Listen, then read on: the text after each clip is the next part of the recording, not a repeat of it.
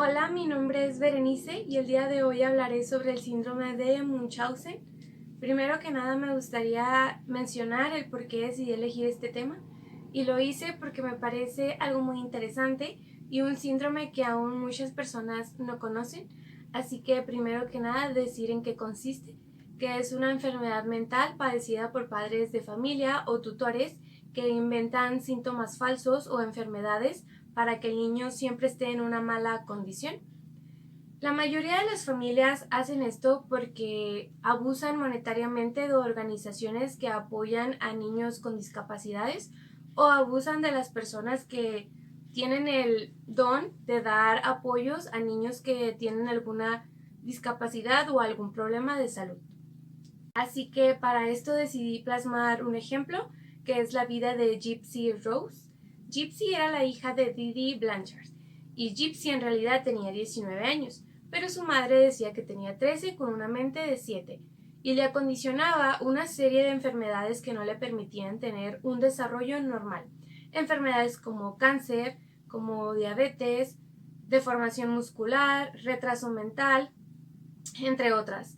Todas estas enfermedades fueron encontradas durante toda su vida, pero en realidad eran diagnósticos que su madre misma planteaba. Nunca fue algo comprobado y eso fue lo que empezó a descubrir esto cuando Gypsy ya era más grande y en los hospitales a los que acudía le pedían un registro de todo su historial médico. Didi no era el nombre real de la señora Blanchard, en realidad se llamaba Rodinea, pero se había cambiado el nombre en varias situaciones porque ya habían descubierto como este problema que tenía con Gypsy, que trataba de que fuera una niña con problemas de salud. También se mudaban constantemente del lugar en el que vivían.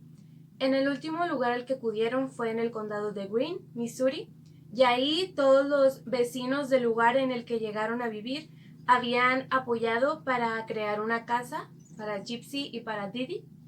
Así que la preocupación de Didi era que siempre pensaran que Gypsy fuera una niña discapacitada para que no se fueran o no retiraran estos apoyos que ellas tenían. Gypsy a lo largo de su vida sufrió una serie de intervenciones e operaciones innecesarias que muchas veces le causaban problemas reales o más graves.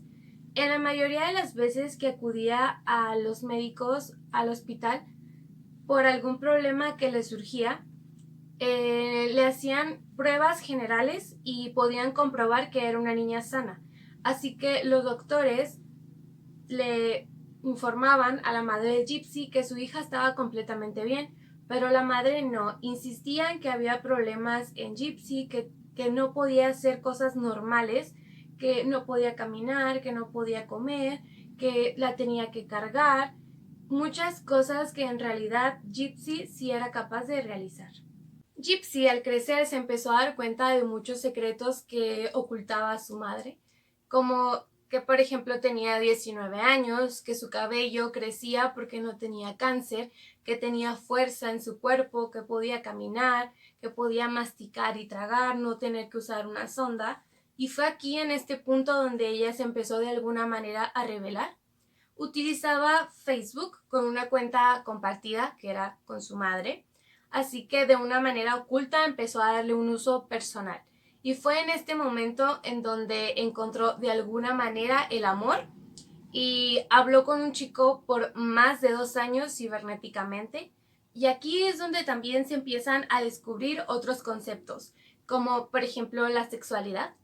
Y en este momento es donde Didi, la madre, se empezó a percatar que Gypsy ya estaba entendiendo un poco más la situación y que se estaba dando cuenta de que todo era falso. Entonces entró como en un mundo de mucha preocupación y de mucho pánico al creer que Gypsy iba a descubrir su gran mentira. Gypsy conoció a un chico, como ya lo mencioné, que se llamaba Nicolas Godellón. Nicolas era un joven igual que ella que vivía a unas horas de donde se encontraba Gypsy, que era en el condado de Greene. Así que, según la historia, gracias a él, Gypsy pudo vivir cotidianidades de la vida diaria, como el sociabilizar, tener comunicación, amigos, etc. En este momento, Didi, la madre, ya estaba muy preocupada y esto le provocó una enfermedad. Le dio diabetes, así que por esto ella necesitaba grandes cantidades de insulina, pero Didi no se las quería poner, así que fueron al hospital, madre e hija, y los doctores informaron a Gypsy que su madre estaba muy grave. Así que en este momento fue cuando Gypsy empezó como de alguna manera a abusar de la situación, porque Didi ya no le ponía la misma atención que antes, así que de alguna manera Gypsy ya tenía un poco más de libertad. Nicolás era un joven que también sufría de problemas mentales. Cuando hablaban cibernéticamente él y Gypsy, él le había dicho que tenía varias personalidades, que él sentía que tenía otras personalidades en él, que unas eran buenas y que otras eran malas, y que a las personalidades malas, cualquier cosa que ella le pidiera, ellos las harían, así que debería de tratarlo como con respeto, porque podrían llegar a ser cosas muy graves. Y Gypsy lo tomaba como a juego o como algo que él le decía para que ella se asustara. Se encontró Didi muerta en su casa, apuñalada por la espalda, y aunque la policía duró muy poco en llegar al lugar, cuando acudieron, Gypsy ya no estaba.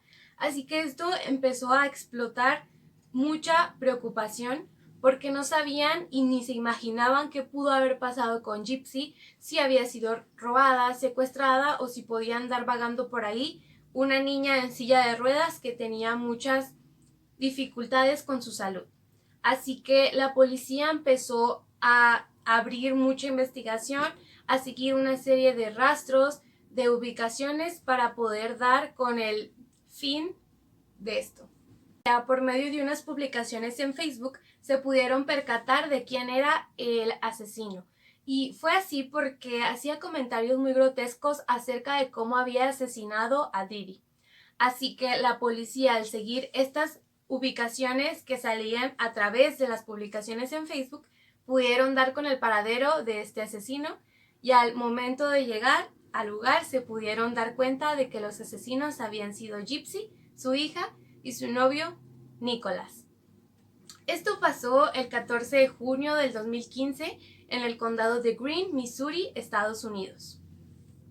Al momento de acudir a juicio, Nicholas aceptó con gran sinceridad que él había sido la persona que había asesinado a Didi, mientras que Gypsy, al ser tantas veces cuestionada, en ningún momento quiso aceptar la verdad. Después de esto, después de pasar el juicio, Gypsy fue condenada a 10 años de prisión por un asesinato en segundo grado, mientras que Nicholas fue sentenciado a cadena perpetua por un asesinato en primer grado.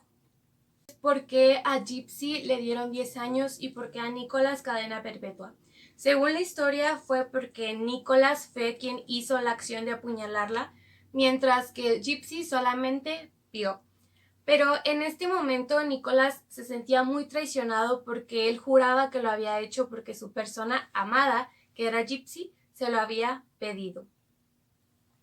Para mí fue un tema que me causó mucho impacto, sobre todo porque en la actualidad aún siguen pagando su condena y al salir la serie, porque esta historia la plasman en una serie, se pudieron mencionar que Gypsy se había molestado al saber que habían hecho una historia pública usando sus datos reales y que no la habían contactado para que ella pudiera dar como puntos importantes reales de la historia.